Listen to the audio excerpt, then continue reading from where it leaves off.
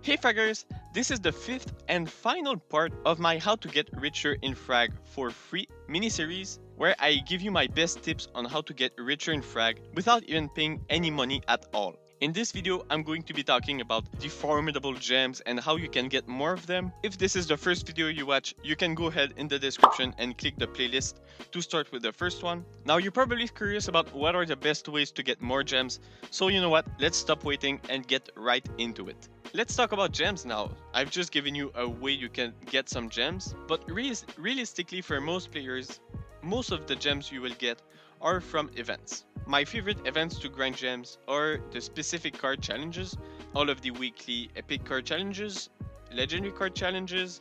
You have also the all-star and the comeback events that are good to grind gems. Getting a high placement on the top 100 or top 50 or top 20 will get you lots of gems, and that's, if you want gems, that's probably the way to go. If you're not able to get to that top 100, I have not really been able to get to this top 100 in the first few months I have been playing Frag, but after that I kind of got it a few times and then pretty reliably, and then now I'm kind of lazy and I usually don't grind events that often, but I have gotten lots of gems this way, maybe like something like 20-30,000 even, just by grinding some of the weekly events and getting that top 100.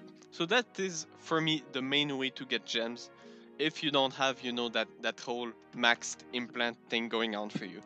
Hey, Editing Fragger here. There's just a few things that I need to add to what I just said. So obviously I just told you that the best way to get reliably lots of gems is to grind for events. There's other kinds of events where you can grind for gems, but these are usually the events that I don't do because I really didn't find it useful. I really only ever grind the specific card challenges. I'm also thinking I'm gonna do some other videos about events soon, so you can expect that in the future.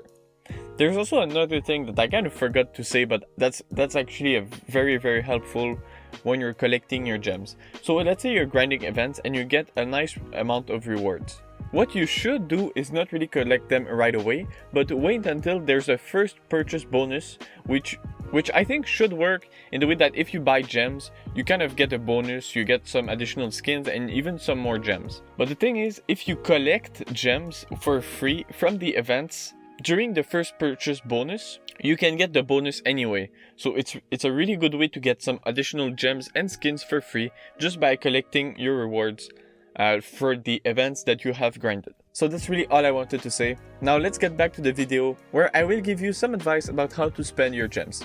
Editing Fragger out. But honestly, gems are kind of not that valuable in my opinion.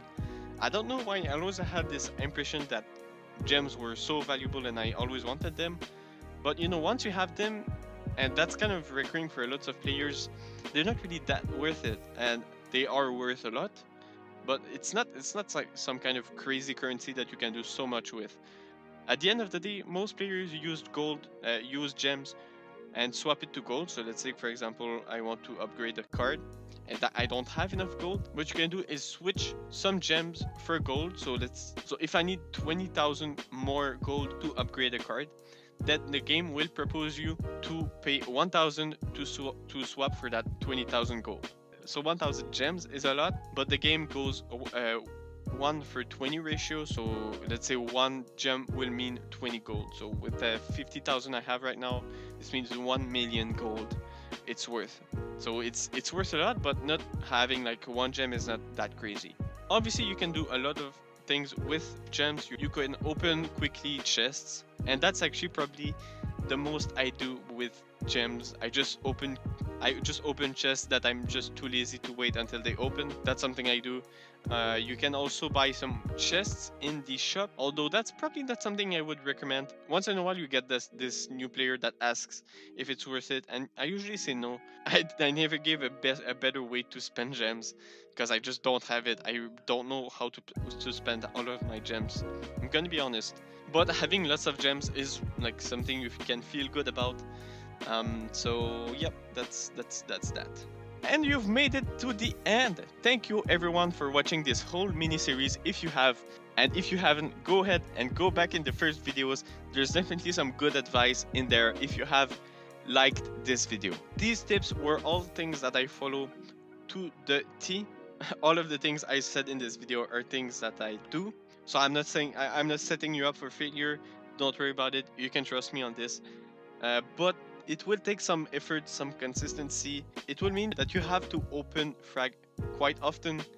And if that's something that you don't want to do, that's fine. If that's something that means that you will not be concentrated on the things that mean more to you, if you miss concentration at school because you open frag all of the time to open chests, well, obviously, I'm going to advise you. Your priority should be to go in school instead of opening chests in frag. Okay? Yeah, that's my little speech at the end of the video. But I hope you learned a few things in this mini series, and hopefully you will be able to get more gold, more cards, more skins, more implants, and more gems in the future, and just get those high-level cards and become a more competitive player in frag.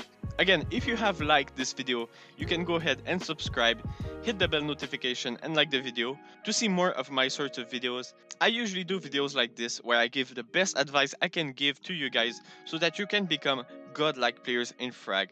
Hopefully, maybe it's not gonna happen. I mean, I'm not there yet, so you know. But yeah, you know what I mean. Again, thank you for watching, and I'll see you in the next one.